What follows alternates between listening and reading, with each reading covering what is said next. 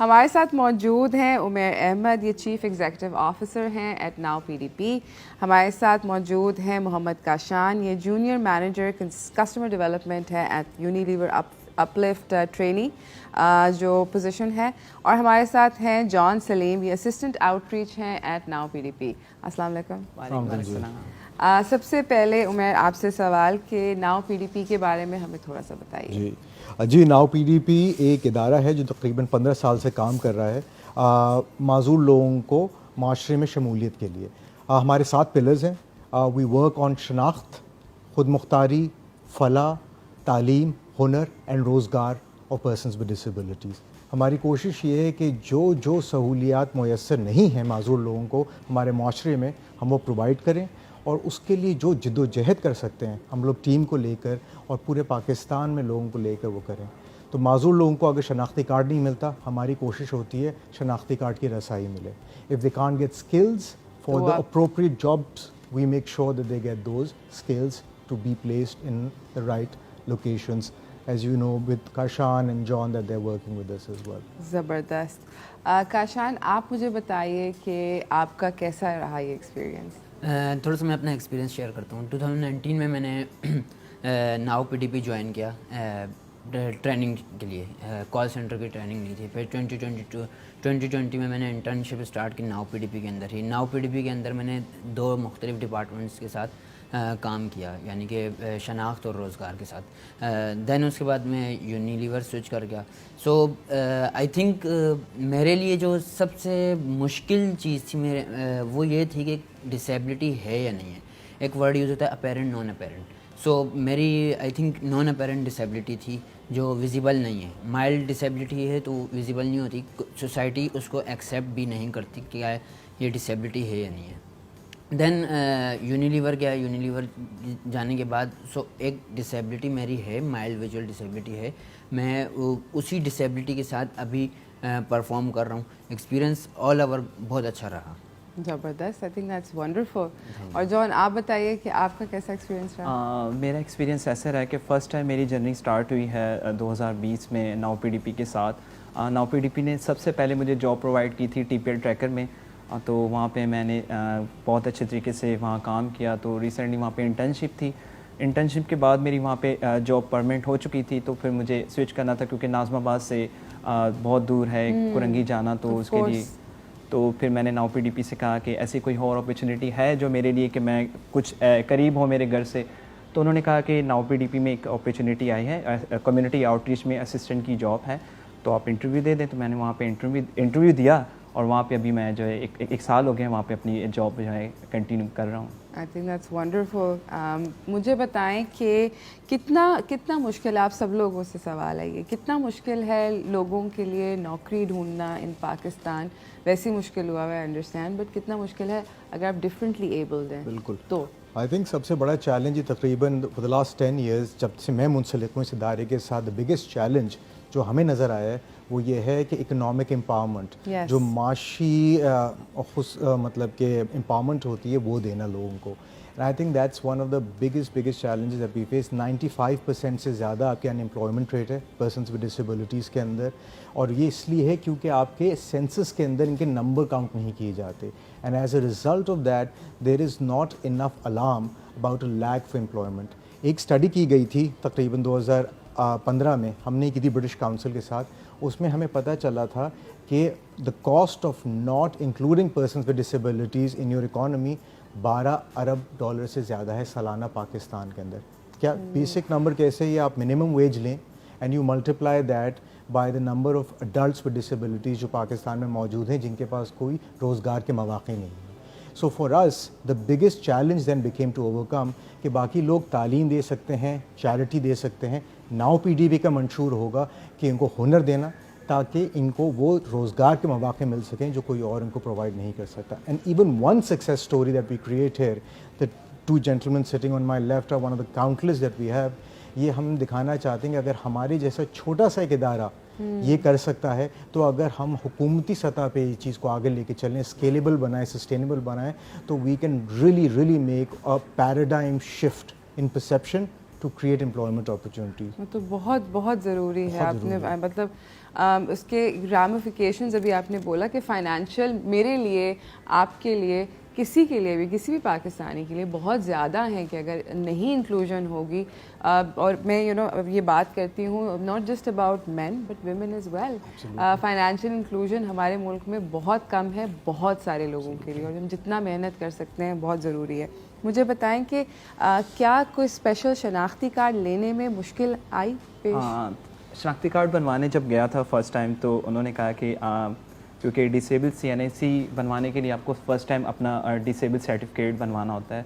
वो तो कहाँ से बनता है? वो डिसेबल सर्टिफिकेट के लिए मैंने जो बनवाया था, मैं अपना एक्सपीरियंस शो करता हूँ कि जो मैंने बनवाया तो ताकि मुझे 8 से 12 हफ्ते लगे थे वो डिसेबल सर्टिफिकेट बनवाने के लिए, क्योंकि वो बनवाने के लिए आपको बहुत सारे डॉक्टर्स के पास मेडिकल असिस्टेंट और उसके बाद अपने टेस्ट करवाना होता है, डॉक्यूमेंट्स रेडी करके आपको सबमिट करवाने होते हैं। क्या इसके पैसे आप देते हैं या कोई हुकूमत देती है? वो हुकूमत ही देगी फिर, क्योंकि फिर स्ट्रगल करने के लिए हमें बहुत ज़्यादा मेहनत करनी, क्योंकि अगर आप डॉक्टर्स के पास जा रहे हैं उनके पास टाइम नहीं होता, क्योंकि उनके पास 9 to 11 टाइम होता है। उसके बाद आपको जो है नेक्स्ट वीक के बाद आपको जो है नई अपॉइंटमेंट मिलेगी।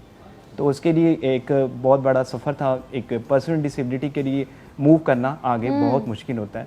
तो जब मैं नाउ PDP में आया तो फर्स्ट टाइम मैंने देखा नाउ PDP में फर्स्ट 1 विंडो कैंप होता है, जिसमें आप एक दिन में आपका शनाख्ती कार्ड और आपका डिसेबल सर्टिफिकेट एक ही दिन में आपका दोनों चीज़ें रेडी हो जाती हैं, और शनाख्ती कार्ड आपका सिर्फ 8 दिन में आपको रिसीव हो जाता है। तो मैं कहता हूँ ये मेरे लिए और तमाम डिसेबल लोगों के लिए बहुत एक बेनिफिट है कि आप यहाँ पर आएँ, अपना डिसेबल सर्टिफिकेट बनवाएं और शनाख्ती कार्ड 8 दिन से 10 दिन में आपको जो है घर पे रिसीव हो जाता है। अभी आपने बात करी कि हमारे मुल्क में कितने ज़्यादा लोग हैं जो डिफरेंटली एबल्ड हैं।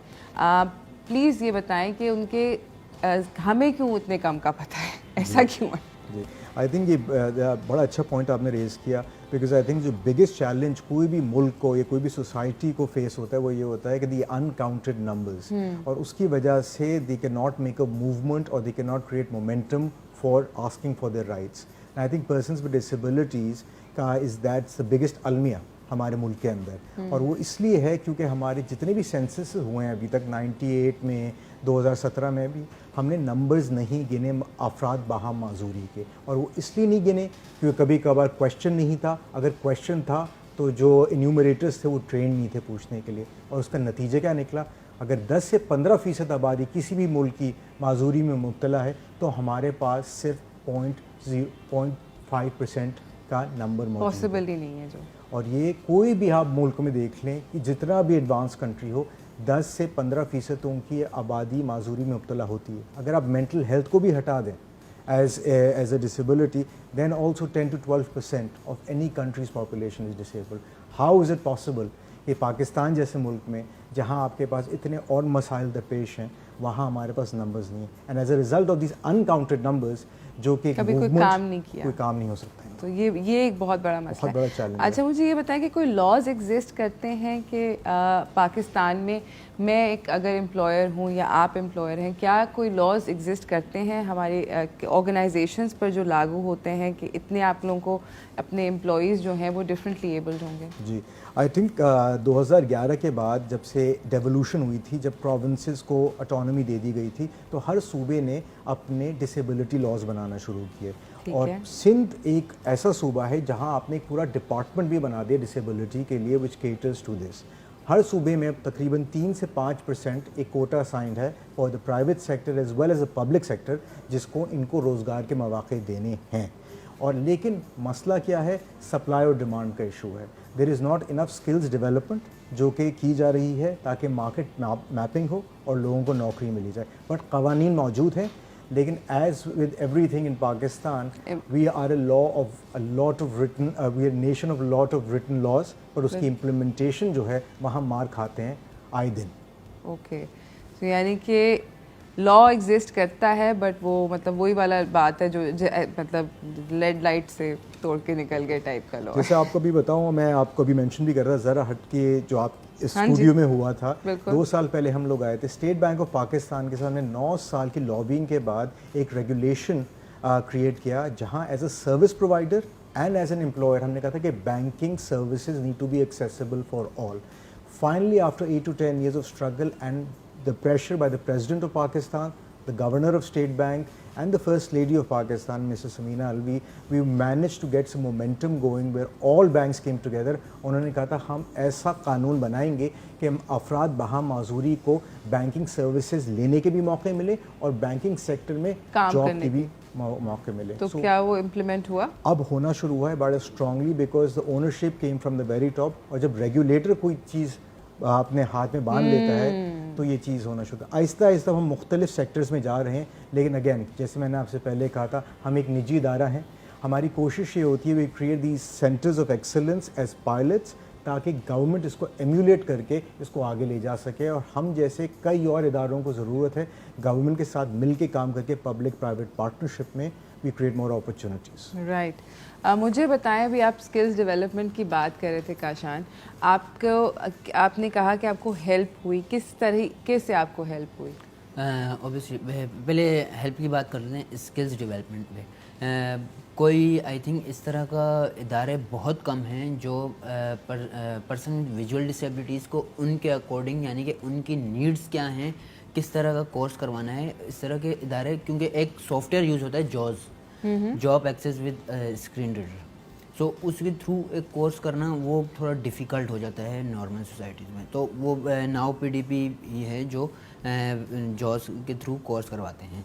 देन वहाँ उसमें ये उस पर डिफरेंस सबसे बड़ा ये है कि आप लोग माउस के थ्रू यूज़ कर रहे होते हैं. विजुअल इम्पेयर्ड लोग जो हैं वो कीबोर्ड के थ्रू ही यूज़ करते हैं, वो माउस का इस्तेमाल बहुत कम ही करते हैं. एक तो ये. दूसरी चीज़ नाउ पीडीपी की अगर बात करूँ तो हमारे पास ब्लू कॉलर में भी ट्रेनिंग्स होती हैं, स्किल्स डेवलपमेंट कोर्सेज होते हैं, वाइट कॉलर्स में भी होती हैं. डिफरेंट डिसेबिलिटीज़ की डिफरेंट नीड्स मद्देनज़र रखते हुए उनकी की जाती है. आई think that's wonderful. Thank you so much. आप सब लोगों का आने का बहुत बहुत शुक्रिया. हम लोग जाने से पहले आप सब लोगों से एक छोटा छोटा मैसेज लेना चाहेंगे. जॉन, आप शुरू कीजिए. मेरा मैसेज ये है कि दुनिया के लिए सब जो तमाम डिसेबल पर्सन हैं कि वो अपनी डिसेबिलिटी को छुपाएं नहीं, आगे बढ़ें और हमारे नाउ पीडीपी के साथ बने और उसके बाद अपनी पहचान बनाएं और उसके बाद अच्छी जॉब्स और तमाम चीज़ों में जो है अपनी पहचान बनाकर सक्सेस हो सके. इंशाल्लाह. आई होप दैट बिल्कुल सच्चा हो जाए और हम लोग अभी बात करेंगे. मुझे आपका सीवी चाहिए जी. अच्छा, मेरी तरफ से यही पैगाम है कि सोसाइटी के लिए कोई ऐसा अमल करें कि जो सोसाइटी के लिए फ़ायदेमंद हो, ना कि वो नुकसानदेह हो. That's really nice Kashan. Very lovely thought. जी हमारा बस ये मेरी उम्मीद ये है कि हम एक बाशमूल मुआशरे की तरफ, बाशमूल पाकिस्तान की तरफ बढ़ सकें जहाँ जो भी डिसएनफ्रेंचाइज और मार्जिनलाइज लोग मौजूद हैं उनको हम लोग ऊपर ला सकें और उनको पहचान सकें और उनको वो हकूक़ दे सकें जो आप, मैं और कोई और भी आम अमूमन पा लेता है आसानी से.